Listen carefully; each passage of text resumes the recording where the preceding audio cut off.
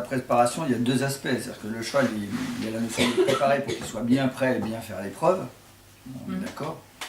Mais un cheval bien prêt, c'est surtout un cheval où ça permet de bien faire l'épreuve, de bien récupérer du coup, comme il était bien prêt, pour à nouveau pouvoir recourir plus rapidement, éventuellement. Voilà. Je crois qu'une grosse partie de la préparation, et la grosse partie des problèmes qu'on a en concours terrain, mon cheval il est fatigué fin de tour, machin. Moi souvent je pense qu'il y a à petit niveau, moi je dirais qu'il y a au moins 50, ouais j'en sais rien, j'ai pas fait les pourcentages, mais je dirais au moins la moitié, c'est pour moi de la préparation, pas physique mais technique. C'est-à-dire que si le cavalier se balade pas de la tête à la queue, déjà le cheval il fatigue deux fois moins. Si le cheval le cavalier a un contrôle suffisant, sans que le cheval tire, sans avoir à se bagarrer, déjà on a réglé aussi la moitié des problèmes.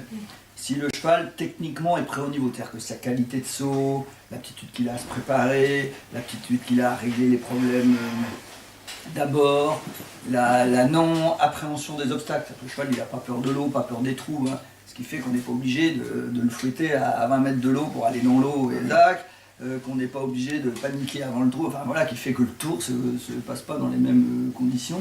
Bah déjà, je pense que c'est déjà au moins la moitié du boulot, si c'est pas plus. Enfin en tout cas, tout ce qui est amateur 3, amateur 2, amateur 1, je pense que c'est même 80% du boulot, il est là.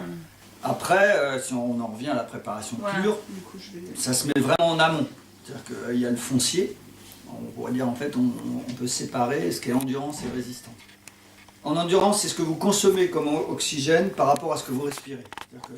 Et qu'à ce moment-là, l'oxygène qu'on absorbe ne correspond plus à ce qu'on consomme, là on rentre en résistance. Alors ça, je vois que l'endurance, quand on prépare un cheval d'endurance, qu'on améliore son aptitude dans l'endurance, c'est tout le travail long. Donc tous les kilomètres que vous faites tout le temps, correspondent à se mettre en place de ce foncier. Donc ça c'est super important.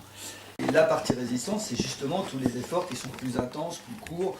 Alors on va mettre là-dedans les galops un peu courts et rapides, sachant que dans la mise en place du travail, il faut mettre d'abord en place l'endurance pour ensuite mettre en place la résistance.